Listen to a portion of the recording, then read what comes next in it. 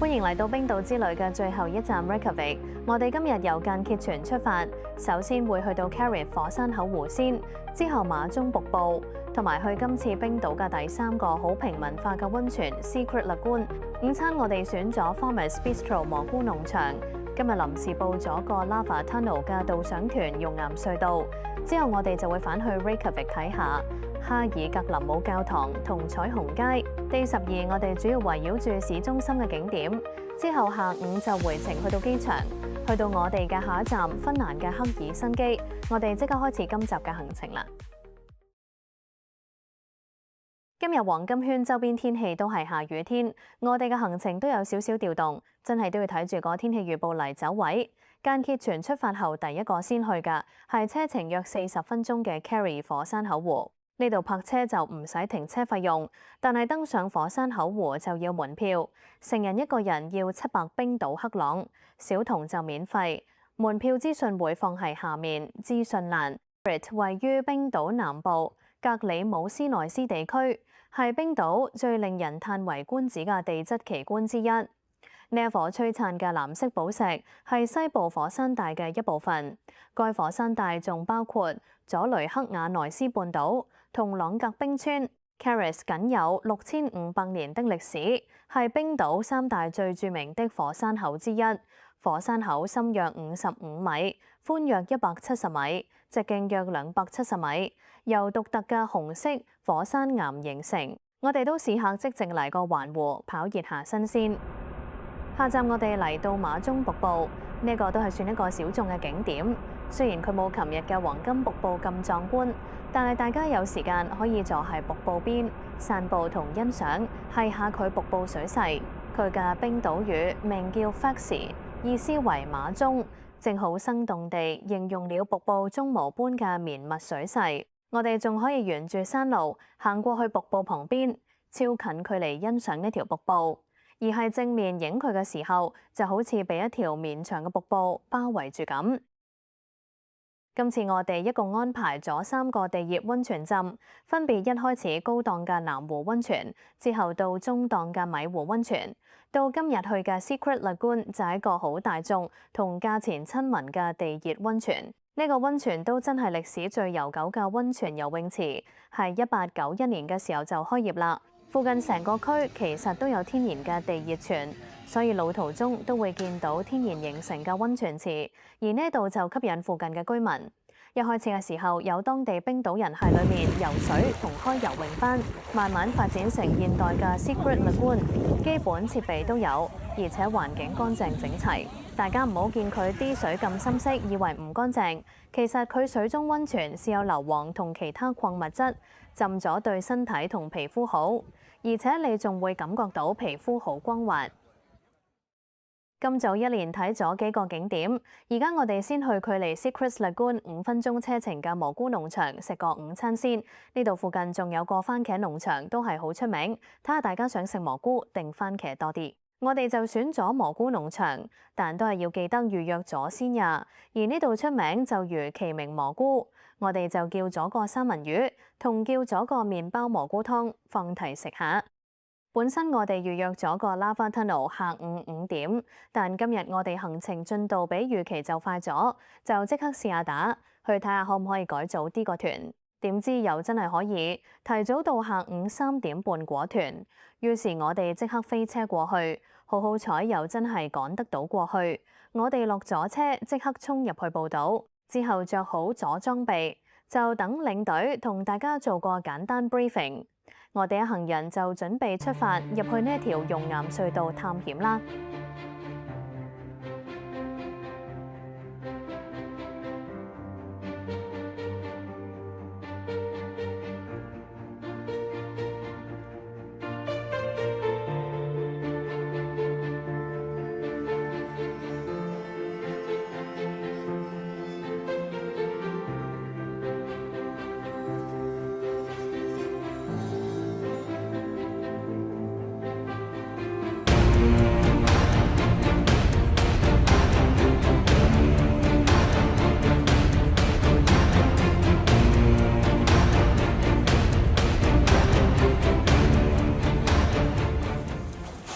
岩洞有好多，除了著名嘅火山內部岩漿房，其實還有一個四季亦都可以去嘅地下火山岩漿隧道。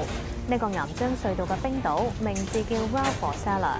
呢個單詞嘅拼寫真係感覺很困難，事關冰島語好多長單詞，其實都係組合詞彙，尤其係地名。所以呢個 Raufossella 可以拆成3部分理解。Raufa 即裂縫 ，Pollis 山坡，同埋 Helli 岩洞。之後嚟到其中一個最大嘅岩漿房，之後領隊就介紹縮呢個岩洞石頭嘅顏色、條紋噴發時嘅情況，同冷卻後岩漿嘅形態俾我哋聽。領隊仲熄晒所有燈，俾我哋感受咗幾分鐘地心黑洞、伸手不見五指嘅情況。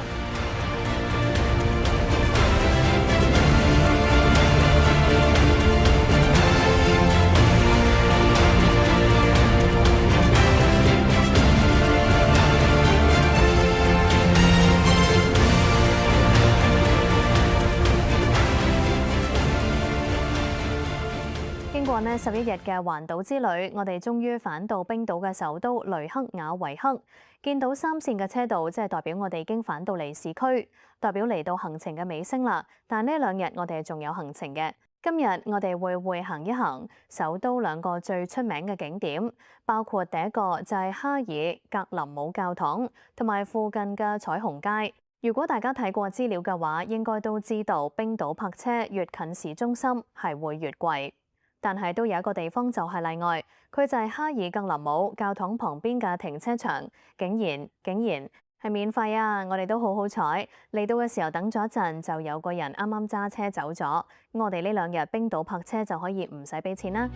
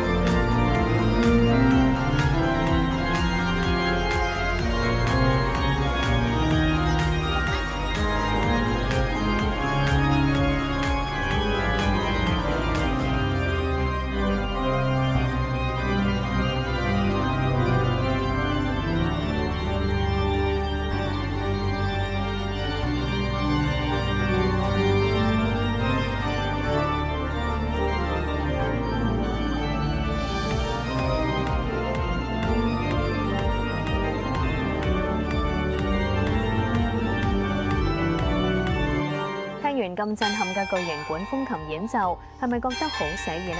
我哋咁啱入到教堂時，就撞到係演奏時間。管風琴係德國製造，一共用了5000多塊音管組成，係冰島最大管風琴。不僅外觀吸引人，音質都係超級好。之後我哋去咗觀景台睇咗市內全景，上觀景台就要買門票，然後坐電梯上去。如果大家好似我哋咁啱正點上到去，仲可以超近距離聽到佢嘅鐘聲。之後我哋去到教堂附近彩虹街打下卡，沿住 Skólavörð Vostika 一直向下走，5分鐘就會到。呢度係全冰島人流最多、最旺嘅地方。圍繞着彩虹街，附近都係商業街，街道兩邊各種紀念品店、餐廳、coffee shop、酒吧林立。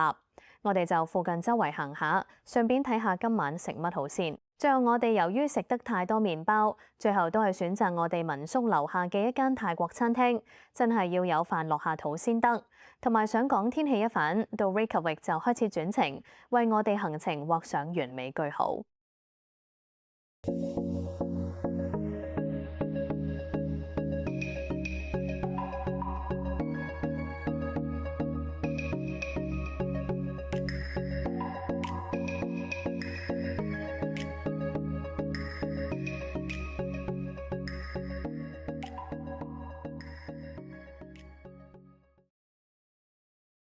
嚟到行程嘅第12日，清早由哈爾格林姆教堂出發，沿着市中心嘅街道去到民宿，我哋就先搬返啲行李上車先。今日行程係市中心內有幾個小景點同觀景台去，下午我哋就會返到機場還車，準備前往下一個目的地芬蘭。首先第一個見到嘅係太陽航海者。佢係參照冰島維京船骨架嘅藝術品，可以話係冰島嘅代表性地標景點。之後我哋去咗旁邊嘅哈柏音樂廳，哈柏音樂廳玻璃外觀造型前衛，不論朝早或夜晚來都係超靚。佢係冰島最主要嘅藝術表演場地，最初係2007年開始興建，冇諗到2008年就遇到全球金融海嘯，造成冰島的金融危機，冰島政府破產。興建嘅工程亦被迫暫停，不過冰島政府堅持在2009年復工，最後係3年後，亦都是2011年正式開放，係當年唯一一個被政府救援而留下來嘅大型建築物。哈柏呢個詞係冰島語中除咗指豎琴之外，亦都係舊北歐日曆中嘅第一個月。而佢特別嘅地方在於，佢嘅外觀係使用不規則的玻璃片作為主要材料，靈感就嚟自冰島嘅自然景觀——綠邊形柱狀玄武岩。睇完音樂廳之後，我哋就去咗附近嘅托寧湖，睇下天鵝同埋鴨仔，順便遊下湖。佩蘭珍珠樓除咗係一個觀景台，仲係冰島人中嘅一個地標，一個共同回憶。入面除咗介紹咗一啲地理知識，例如冰島點形成火山岩 lava 嘅展覽，同埋又有一個收費嘅冰洞展覽，大家可以體驗一下小型冰洞和冰河展館。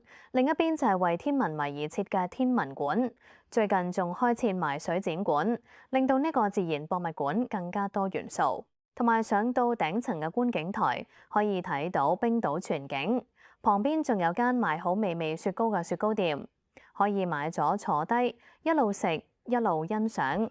參觀完之後，我哋就要回程前往機場還車。呢架車跟咗我哋12日，都真係有點唔捨得。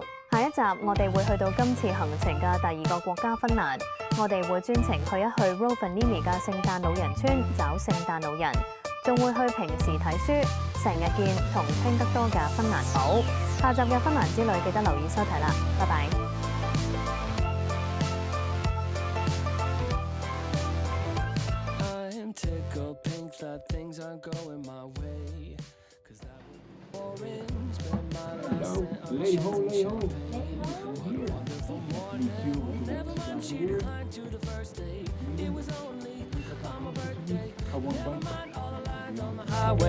Give me time to reflect.